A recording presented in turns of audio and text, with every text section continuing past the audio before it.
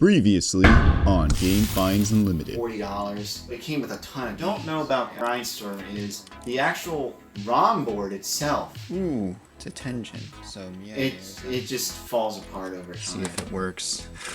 But oh, it's the ROM chip on the board is actually good. So if you have a soldering iron. And now, pick up and play. Now, before I switch the boards, I thought it might be best to try and just resolder all the joints here. Maybe there's a connection that's loose somewhere. So yeah, let's just give that a try. I'm going to be running the fan, and it might be take a while, so this is all going to be sped up.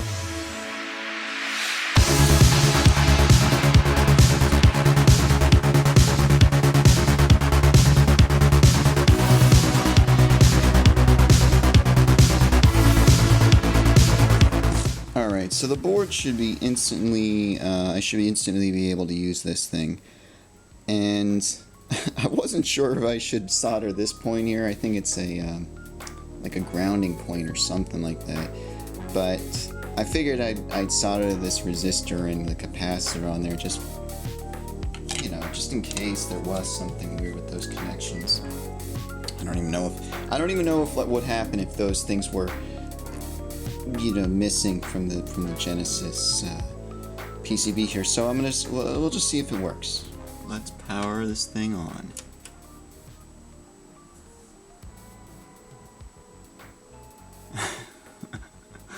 And it's dead still. Alright.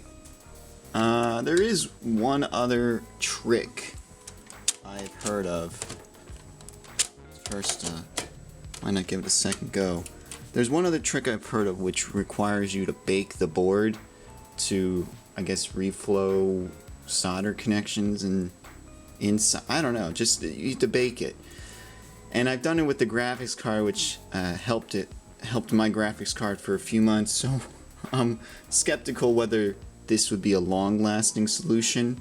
And I think I want to take off the ROM chip and the capacitor and the resistor. Just I don't know how thermally resistant they are to being baked. I think it's like at 400 degrees. So if you can leave a cartridge out in the sun and it can die, then I'm sure if you put it in the oven for 20 minutes, it'll die. So I managed to desolder it, and I'm going to put it on some parchment paper at 400 degrees for about 8 minutes, and we'll see what that manages to do. This was a real bitch to desolder, by the way. Desoldering is always harder for me than actually soldering. Anyways, 8 minutes in the oven. Let's go.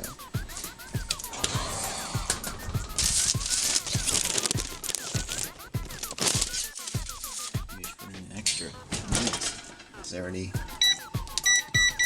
made it open it up for longer than a second. See you in 9 minutes. While I'm waiting, I decided to solder in a new battery for a Zelda card that basically the bottom connector was never actually, like it never made a solid connector to the bottom of the battery. It's from that girl who was really frustrated by Zelda, how she could never get anywhere. And I'm thinking she could never save her game. So yeah, I'm just putting in a new battery while we wait.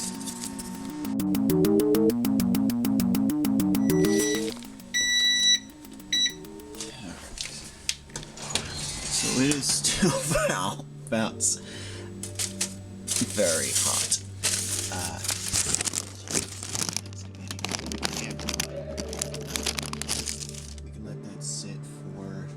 They say 8 minutes, but it doesn't really matter how long I let it sit for, just as long as it cools down, and then I can resolder everything. You know, if this doesn't work, I have to desolder everything again and put it on a new board. This should be a lot easier than desoldering, so yeah, let's just get to it.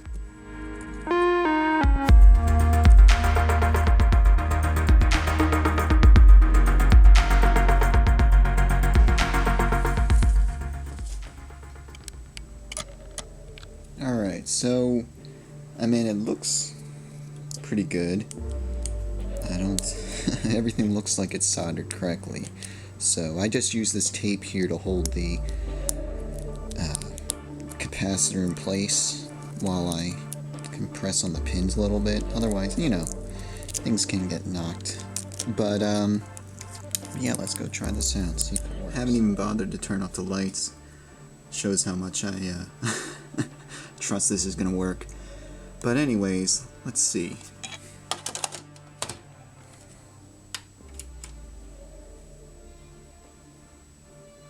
Come on. Alright, let's try it again.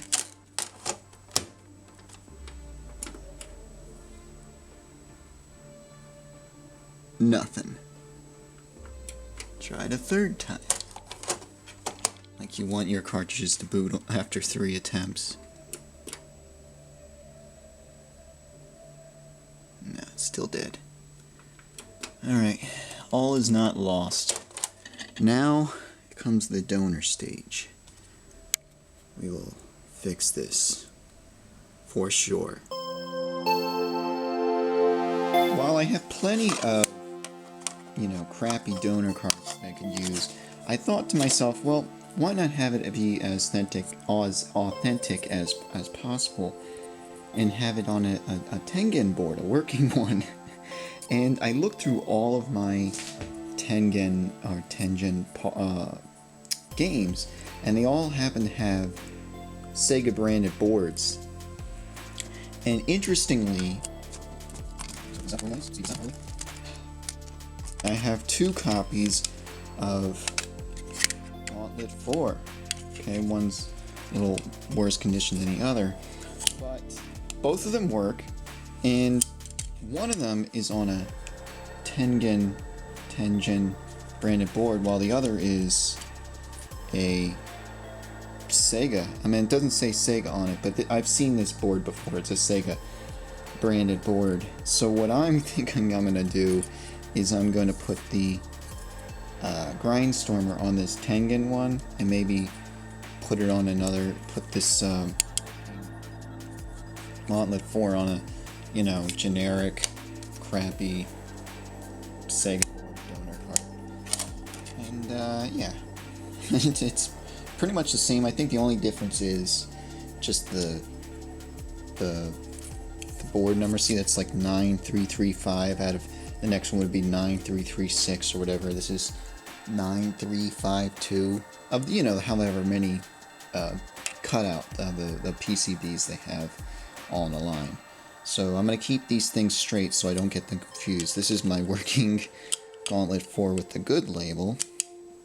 And I'll probably just cut, because otherwise I think I've had too many speed up footage of soldering, desoldering, whatever. So let's just get straight to the exchange. It's a slight note on these Tengen boards. Sometimes I've noticed I have taken pictures of boards before that I've sold, and I've noticed that Time Warner, TWI, Time Warner Interactive Games, use Tengen boards sometimes. Though I've never had any problems with them. There was a Sylvester and Tweety game I had, but yeah, I haven't checked every single cartridge in my collection, but Time Warner Interactive Games, Looney Tunes, stuff like that may actually have a Tengen branded board.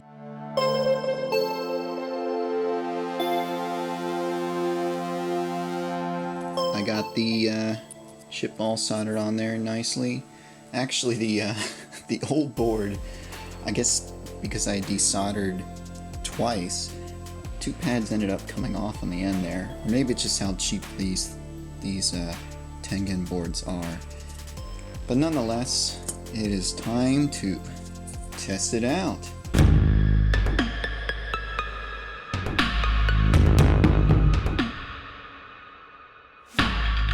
Got it all back together, so well, let's just get to it.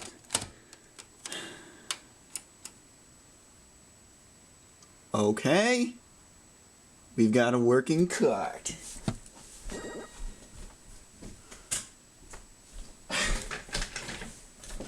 I seriously was doubting this was gonna work because of all the, all the other nonsense I've been through.